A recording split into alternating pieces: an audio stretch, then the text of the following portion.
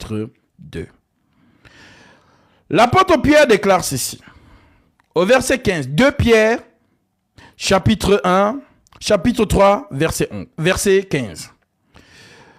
Croyez que la patience de notre Seigneur Jésus-Christ est votre salut. Comme notre bien-aimé frère Paul vous l'a aussi écrit selon la sagesse qui lui a été donnée. C'est ce qu'il fait dans toutes les lettres. Ma sœur, tu as les lettres. Mon frère, tu as les lettres, ce que vous appelez communément les épîtres apostoliques. Vous avez les lettres. Alors, appuyez-vous sur les lettres sans ajouter votre pensée. Laissez les lettres là telles qu'elles sont. Comme ces bio-là. Ne mettez pas le cube dessus. Ne mettez pas le sel dessus. Ne mettez pas le sucre. Ne mettez pas vos ustensiles dedans. Que j'appelle ici vos pensées. Que j'appelle ici vos émotions. Que j'appelle ici vos états d'âme. Laissez l'écriture telle qu'elle est. Vous serez prudent. Vous serez prudente. Croyez que la patience de notre Seigneur Jésus-Christ est votre salut. Comme notre bien-aimé frère Paul vous l'a aussi écrit selon la sagesse qui lui a été donnée. Verset 16. C'est ce qu'il fait dans toutes les lettres où il parle de ces choses, dans lesquelles il y a des points difficiles à comprendre, dont les personnes ignorantes et mal affermies tordent le sens. Donc Pierre, des générations avant 2023, vous avez déjà prévenu que les écrits de Paul, même en son temps, on les tordait. Que veut dire tordre une écriture? Tordre une écriture, c'est de la sortir de sa pensée. C'est ça qu'on appelle tordre une écriture. Aujourd'hui, il y a des débats concernant les écrits de Paul. Certaines vont même jusqu'à dire, oh, ça c'est Paul qui a dit. Ce n'est pas Jésus qui a dit. Mais Paul parle sur quelle onction? Actes chapitre 18, verset 9. Paul parle sur l'onction du Christ. Car Jésus dit, la nuit suivante, le Seigneur apparut à Paul en vision et lui dit, parle, ne te tais point, car je suis avec toi. Donc, quiconque contredit Paul, contredit celui qui est derrière lui. Quiconque approuve Paul, approuve celui qui est derrière lui. En d'autres termes, le Seigneur Jésus-Christ. Maintenant, ce Paul dont on vous dit que ses écrits sont profonds. Et les personnes mal affermies tordent le sens. Croyez que la patience de notre Seigneur Jésus-Christ est votre salut. Comme notre bien-aimé frère Paul vous l'a aussi écrit selon la sagesse qui lui a été donnée.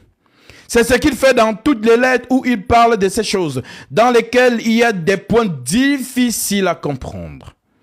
Dans lesquels il y a des points difficiles à comprendre. Dont les personnes ignorantes et mal affermies tordent le sens, comme celui des autres écritures, pour leur propre ruine. Point.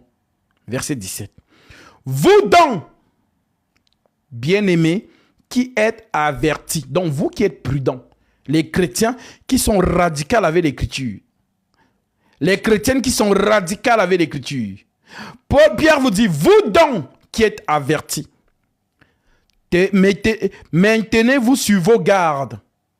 Mettez-vous sur vos gardes, de peur qu'entraînés par l'égarement des impies, vous ne veniez à déchoir de votre fermeté. Que ceux et celles qui ont les oreilles pour entendre, entendent. Mais que celles et ceux qui veulent suivre des hommes, qui viennent contredire les lettres apostoliques, vraiment, il n'y a pas plus haute possession que cela. Genre, l'écriture dit, je ne permets pas à la femme d'enseigner. Mais toi, tu dis que la femme enseigne. Tu ne vois pas que tu es en guerre contre l'écriture? En d'autres termes, les fidèles, restez fidèles. Les rebelles, continuez à tordre les Écritures. Continuez à faire les débats dessus. À vous donner des raisonnements fallacieux. Du genre, Dieu n'a pas de sexe. Alors, il n'a pas de sexe, d'accord. Mais pourquoi se fait-il appeler roi? Nous, on sait qu'un roi, c'est un homme. Pourquoi se fait-il appeler Seigneur des seigneurs? Et non pas déesse des déesses. Ou encore reine des reines. Ne vous laissez pas manipuler. Nous sommes dans les derniers jours, les derniers temps. Le Seigneur a prophétisé. Il a prophétisé le Seigneur. Le Seigneur a dit, le temps de la fin sera comme au temps de Noé. Car dans les jours qui précédaient le déluge, les hommes mangeaient et buvaient, se mariaient et mariaient leurs enfants, sans s'en douter de rien. Jusqu'au jour où le déluge vint et les emporta tous. Il en sera ainsi à l'avènement du Fils de l'homme. Alors, très peu dans cette génération seront sauvés, car la plus grande partie de l'Église est déjà en train de dormir dans le sein d'Abraham. Oui, parce qu'il faut vous le rappeler, car beaucoup ont tendance à croire que comme nous sommes 8 milliards sur la terre, c'est ça qu'on appelle l'Église. Non, l'Église, chaque génération passée, Jésus prélève ses élus. Peut-être la génération passée, il a pris 2. Peut-être la génération surpassée, il a pris 3. Peut-être la génération du temps des apôtres, il a pris 500 ou 3000 ou 5000. Dans chaque génération, il prélève ses élus. Maintenant, vous êtes sans ignorer qu'il y a une race d'élus qui ne vont pas connaître la mort. C'est la prophétie de l'apôtre Paul. Oui. Maintenant, la race là, ils sont peu. C'est Paul qui a dit, voici, je vous dis un mystère. Nous ne mourrons pas tous, mais tous nous serons changés. Donc oui, il y a des chrétiens et des chrétiennes qui ne vont pas connaître la mort physique. Il y a des chrétiens et des chrétiennes qu'on ne va pas enterrer. Mais ils seront transformés directement. Ce sont les derniers. Alors, avant que le Seigneur ne vienne, peut-être ils ne sont que 33. Peut-être qu'ils ne sont que 50. Peut-être qu'ils ne sont que 100. Et ce sont ces 100-là qui doivent revenir sur le roc. Peut-être 50 sont dans la vérité aujourd'hui. 50 sont encore retenus captifs dans les fausses doctrines. Nous sortons pour prêcher, rappeler la fidélité à l'enseignement des apôtres, tel que Jésus lui-même l'a dit. Jean 17, verset 19 à 20. Je me sanctifie moi-même pour eux, afin qu'eux aussi soient sanctifiés par la vérité. Et ce n'est pas pour eux seulement que je prie, mais encore pour tous ceux qui croiront en moi à travers leurs paroles. Oui, les paroles des apôtres. Nous sommes radicalement fidèles aux enseignements apostoliques. Ce qu'ils ont prêché, nous prêchons. Ce qu'ils n'ont pas prêché, nous ne prêchons pas. Car Paul a déjà posé le fondement. Je ne suis pas venu poser un autre fondement. Je suis celui qui élève les murs. Toute la maison est presque construite. Donc ce que Paul a dit, je ne remets pas ça en doute. Au contraire, je l'approuve. J'ai posé le fondement comme un sage architecte. Que celui qui bâtit fasse attention de la manière dont il bâtit. Ce sont eux les colonnes. Moi, je ne suis pas apôtre. Ce sont eux les colonnes. Ils ont posé le fondement. Alors vous tous qui êtes fidèles, vous êtes posés sur ce fondement-là, que Dieu vous bénisse. Mais ceux qui ont suivi les hommes dans leur égarement, cela n'est pas étonnant puisque Paul a prophétisé. Car il viendra un temps où les hommes ne supporteront pas la saine doctrine, mais ayant la démangeaison d'entendre les choses agréables, ils se donneront une foule de docteurs selon leurs propres désirs, détourneront l'oreille de la vérité et se tourneront vers les fables. Alors je veux que tu te poses cette question aujourd'hui. Toi qui m'écoutes, est-ce que j'ai abandonné la saine doctrine? Est-ce que j'ai suivi les hommes? Pose-toi réellement cette question.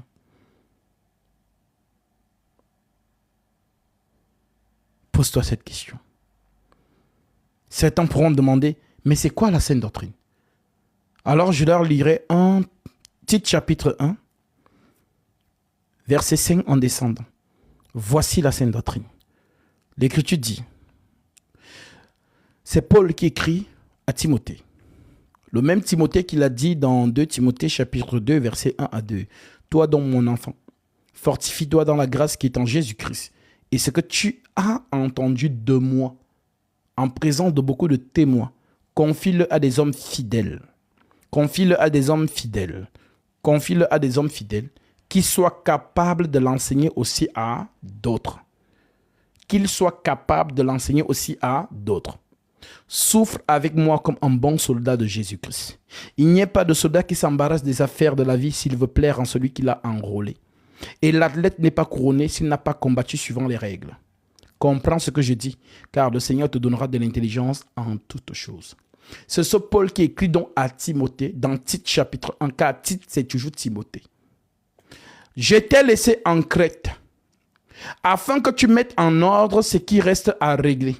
Et que selon mes instructions, et que selon mes enseignements, parce que instruire, c'est enseigner. L'instruction, c'est l'enseignement.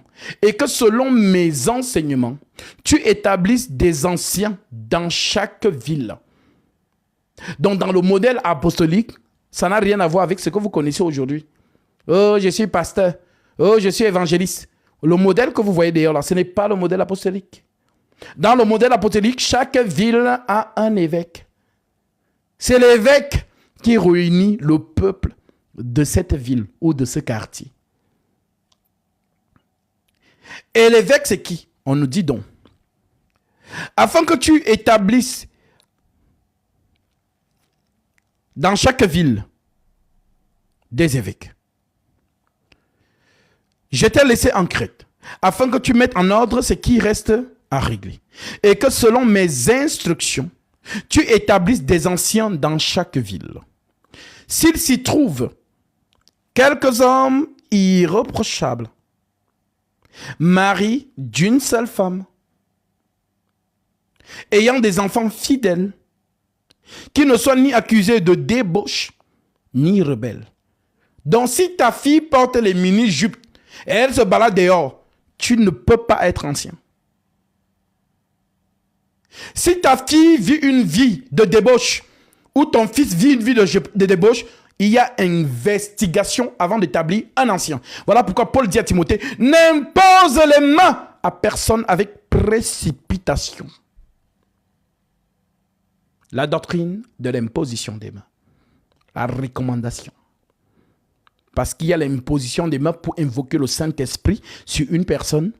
Et il y a l'imposition des mains pour recommander une personne.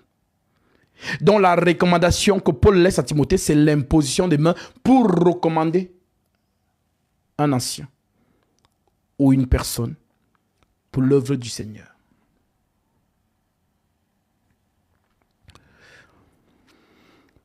Car il faut que l'évêque soit irréprochable, comme un économe de Dieu, ni porté, qu'il ne soit ni arrogant, ni colère, ni adonné au vin, ni violent, ni porté à un gain déshonnête, mais qu'il soit hospitalier, ami de gens de bien, modéré, juste, saint, tempérant. Écoutez bien le verset 9.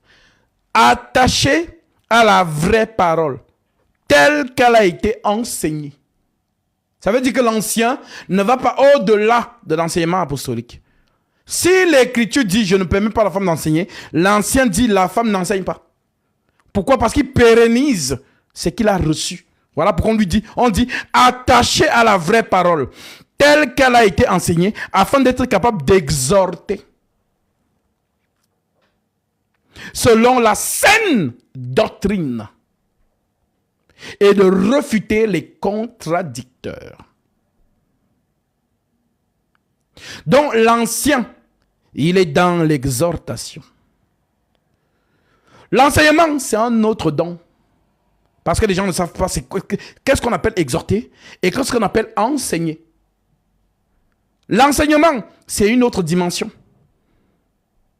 Enseigner, c'est prêcher des choses qui ne sont pas visibles. 1 Corinthiens 4, verset 1. Quand on nous regarde comme des dispensateurs des mystères de Christ, un mystère n'est pas révélé. Voilà pourquoi l'Écriture dit les choses cachées sont à l'Éternel notre Dieu. Les choses révélées sont à nous. Deutéronome 29, 29. Proverbe 25, 2. La gloire de Dieu, c'est de cacher les choses. La gloire des rois, c'est de sonder les choses. Sonder, c'est ça l'enseignement. Mais exhorter, c'est de répéter ce qui est écrit. C'est ce qu'on appelle la saine doctrine. Voilà pourquoi la doctrine, c'est la plus petite des choses et la plus grande en même temps. Parce que si on n'avait pas la doctrine, on ne peut pas amener une révélation.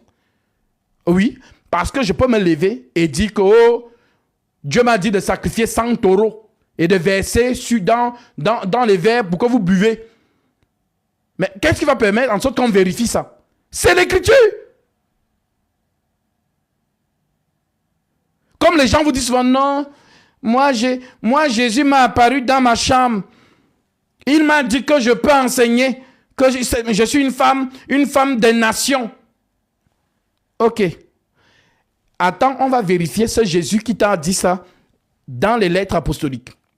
Parce que les apôtres nous ont dit, ainsi donc frères, demeurez fermes et retenez les instructions que vous avez reçues de nous, soit par notre parole, soit par notre lettre. Les apôtres ont encore dit, si même nous ou un ange vient du ciel, vous annoncez un autre évangile que celui que nous vous avons prêché, qu'il soit maudit. Alors on va vérifier.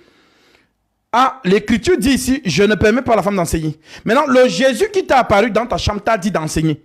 Maintenant, entre le Jésus de ta chambre là et le Jésus des Écritures là, on choisit qui? C'est donc ça qu'on appelle le désordre. Voilà pourquoi le système du Vatican a empoisonné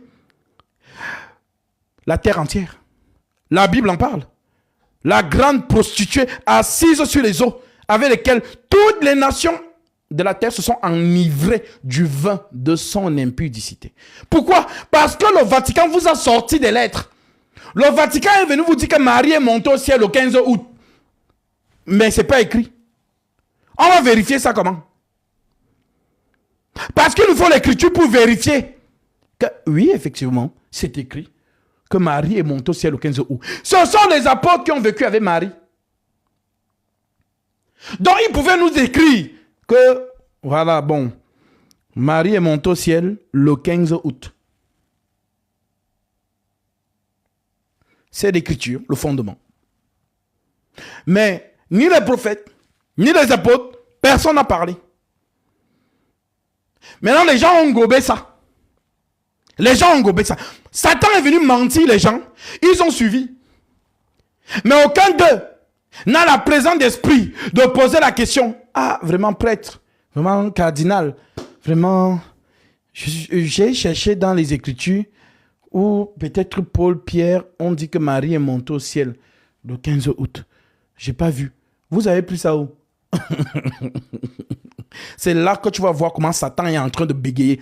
Non, non, non, non. En fait, tu sais, tout n'a pas été écrit. Mais si tout n'est pas écrit, ça veut dire que tu es un menteur. Parce que la Bible, les Écritures me disent que tout a été écrit. Lisons. Ésaïe chapitre 34. Voilà. Comme ça, vous allez aller en enfer en choisissant que, Gatsby, ce que tu dis là, c'est vrai, mais je choisis de partir en enfer. Voilà. Donc, vous allez partir en enfer consciemment. Vous n'allez pas mettre la faute sur quelqu'un. Parce que quand vous allez arriver avec Marcelo Tounassi là-bas, Vous n'allez pas le fouetter parce qu'il lui aussi va vous dire la même chose. Mais je vous ai dit, il fallait vérifier si c'est écrit. Vous n'avez pas vérifié, donc voilà, on est coupables tous les deux. Et c'est ce que Jésus avait dit. Si un aveugle conduit un autre aveugle, les deux vont tomber dans la fosse. Voilà. Donc l'autre aveugle ne pourra pas mettre la faute sur l'autre. Alors, Ésaïe 34, verset 16.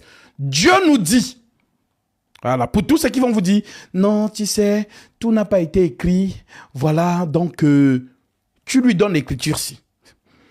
Consultez le livre de l'Éternel et lisez. Aucun d'eux ne fera défaut. Ni l'un ni l'autre ne manqueront. Car sa bouche l'a ordonné. C'est son esprit qui les rassemblera. Première écriture. Corrélé à Ecclésiaste 12, 13. Lisons.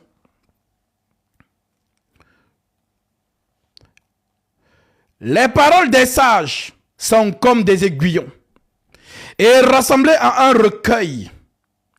Elles sont comme des clous plantés, donnés par un seul maître. C'est bon? Alors, toute personne qui va venir vous dire, non, tout n'a pas été écrit, comprend que c'est Satan qui veut justifier le pourquoi il a dit que Marie est montée au ciel le 15 août. Comprends que c'est Satan qui veut te faire croire que les apôtres priaient avec le chapelet. Comprends que c'est Satan qui veut te faire croire que il faut faire les miséricordes divines, les neuvaines à Marie, les prières aux anges et les prières aux morts.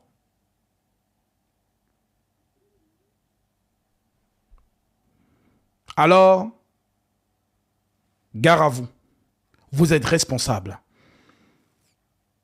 Vous êtes la génération qui avait trouvé les Écritures. Vous n'avez pas d'excuse. L'Écriture est là. Suis l'Écriture. Car la parole dit, ta parole est une lampe à mes pieds et une lumière sur mes sentiers. Mais toi, tu laisses la lumière qui est l'Écriture pour suivre la marmaille d'un homme. Voilà Makoso qui vend les huiles et les parfums. Les femmes le suivent en masse. Un jour, je monte dans son live en faux profil. Personne ne savait que c'était moi. J'ai commencé à citer les Écritures. Les gens étaient choqués. Attends, c'est écrit? Tu t'en rends compte que les gens ne lisent pas? Non.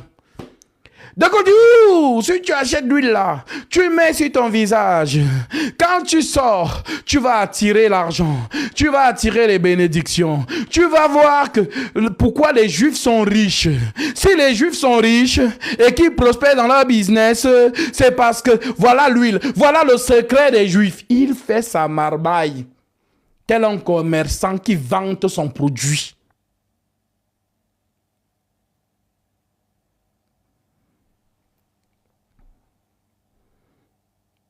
Et lorsque je monte, ils s'en rendent compte que, attends, lis encore le verset là, le verset là existe, ils s'en rendent compte. Pour vous montrer que les gens ne lisent pas. Les gens ne lisent pas.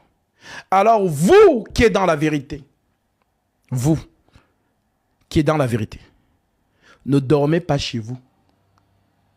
C'est vous la lumière du monde. Brandissez la lumière. Afin que ceux qui sont encore retenus captifs dans les pièges de Satan puissent se réveiller.